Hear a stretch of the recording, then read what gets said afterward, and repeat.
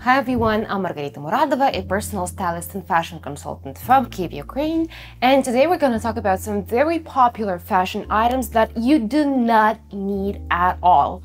For this reason, that reason, for any reason, and there's some of them that are very trendy at the moment, and I'm going to explain why specifically these items are not very, let's say, practical or will not withstand the test of time in terms of being in trend or timeless, whatever it is. I'm gonna tell it to you straight here.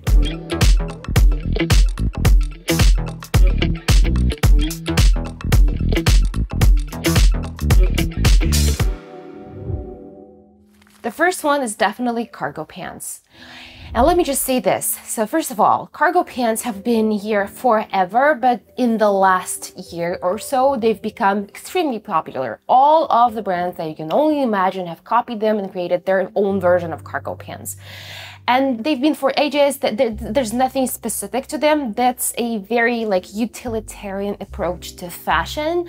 But I feel like a lot of people kind of implemented them into their looks specifically because this is such a trendy item, which is a tricky point because sometimes people get lost in their fashion sense, in what their style or style DNA is, because they go with what's trendy. And when you're going like this all the time, this is trendy and then this is trendy and then this comes back into fashion, whatever, and you're being continually influenced by everything that's trendy, you become so overstimulated, so triggered that it comes to a point where you tried everything, you're tired of everything, and you feel like you don't know what's you in fashion, what's your style voice, what's your personality, how can you represent that in fashion, and you start wondering if you're even capable of finding your own fashion sense. And the problem here specifically is you following all the trends that are available, and trends are going to be in here forever. And I mean, trends are going to keep coming in, going out, coming in, going out, and this is the essence of fashion because fashion is business. And I'm actually approaching a totally different topic about the difference between fashion and style, and let's just stop here. And if you want me to create a specific video explaining why fashion is so tricky, why fashion is very money/business/income oriented, and why fashion is not for people actually, fashion is specifically for making money, and what's the difference between finding your own style and being fashionable, let me know in the comments below and I'll definitely make that video. But let's get back to the point. And I'm saying that cargo pants have lived their life, and unless they're actually a part of your style DNA, something that reflects who you are as a person, these are not necessarily something you need to invest in, buy, wear, style, whatever. The next item is definitely something I've seen absolutely everywhere. These are for sure inspired by Jimmy Choo and definitely by Manolo Blahnik. Mules, by Manolo Blahnik shoes, by Manolo Blahnik heels, whatever they are. The whole embellished thing at the toe is something that I feel like could be done beautifully only when it's done accurately and only when it's middle/luxury market, because this is such a minuscule yet beautiful and very detailed thing that unless it's done in style and with attention and precision, it looks very cheap. And this is what I feel like a lot of mass market and even middle market brands that are copying Manolo Blahnik are missing. Therefore, even though the description is the same, like this is a embellished ballet flat, the reality is definitely not the same. You can always distinguish something that's like a Zara embellished Manolo Blahnik-esque ballet flat from an actual Manolo Blahnik. And I feel like at this point, you'd rather just go for a different kind of a ballet flat or something more simple, yet so much better and quality looking, as opposed to something that's kind of mimicking Manolo Blahnik, but definitely is not Manolo Blahnik by any means, and you can see it. The next thing I'm absolutely positive you don't need to invest in, and I'm specifically saying invest in because people, usually what happens is, the main problem for me is that I feel like people are looking over here at the description but not necessarily at the items. What I'm talking about here, as well as Manolo Blahnik's store, is you're looking on the Zara website and it says leather aviator oversized jacket, and you're immediately thinking, yes, that's what I was looking for. But when you actually look at the item in there, and if that is not an actual genuine leather, especially in Zara, their faux leather is so cheap looking.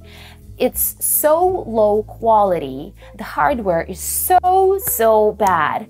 It looks like, basically, I'd say, unfortunately, like a trash bag, and like a coat or a jacket that's made out of trash bag material almost, because it's too shiny. The leather is not leathering for sure.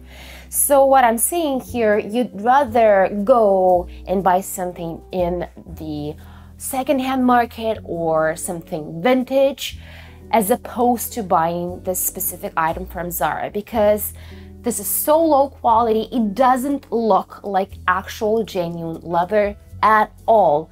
In photos, in real life, it just doesn't look like a genuine leather jacket. And that's the problem, because you're looking at the description, it says leather jacket, and it feels like it should look like a leather jacket, but unfortunately it does not. So what you end up doing is spending your money on things that have, in theory, to look like something, but actually do not end up looking like this. So you're just spending your money away and wasting your money on something that's not going to achieve the whole aesthetic goal that you're planning for your outfit. So you're better off wearing like a wool coat or something that's not genuine leather if you're not into faux leather, or if you're feeling like this kind of a faux leather is the only option that you have. You'd rather just go for a totally different material as opposed to going for this kind of cheap looking for leather, unfortunately, because Zara is not about doing quality, is not about looking like a quality thing, just because this is a mass market, a huge mass market segment, and their whole point is making as much money as possible with making as little effort with clothes as possible. And obviously Zara has some genuine leather biker coats, and that's a totally different option, but their pricing is actually as big as some beautiful middle market leather coats or local brands. And so what I'm suggesting you do is actually instead go for local brands that are lesser known but have lower budgets, but they're very much focused on their quality. Therefore, the item is going to be much better quality, much better looking, and the price is going to be absolutely the same as genuine leather Zara coats. And also, always try and find these things in vintage and secondhand markets. They're so beautiful, especially the outerwear. There's so many amazing quality, such rich textured, beautiful pieces out there with beautiful pricing, outstanding price points that you cannot beat, especially in Zara. And what you get from that leather biker jacket from a vintage market, you will never get from Zara. The next thing I'm talking about specifically is leggings with stirrups. First of all, most of these leggings, unless they're made in a luxury brand, and this is just the main issue over here, because only luxury segments and luxury brand kind of invest in the whole structure of these leggings, so they do not pull at the stirrup level and kind of create a column leg effect. Unless you're buying them from a luxury segment, all the other segments, once again, are just saying stirrup leggings, but in all actuality, they become stirrup pants, because the legging doesn't actually attach to the leg. It goes straight, and therefore it makes your legs look much stumpier, much shorter. The silhouette disruption is unreal. Therefore, that's the first reason why you do not necessarily have to kind of invest in this whole thing. And the second thing is they're out of fashion very quickly. In and out of fashion very quickly. They're not the most flattering type of a pant or bottom. So unless these are actually something you're thinking of becoming your style or your style DNA, your outfit formulas, I just do not recommend investing in these things specifically. And the last item that's, I feel like, going to be very controversial for a lot of people, those are knit bags. Beautiful, woven, colorful, monochromatic, whatever they are. They're very much in at the moment, but first of all, they're not very practical because all of this textile, all of this wool, it's very weighty. So the bag itself weighs a ton, so you do not necessarily have the option of packing your bag the way you want to, especially if you're packing your bag for work.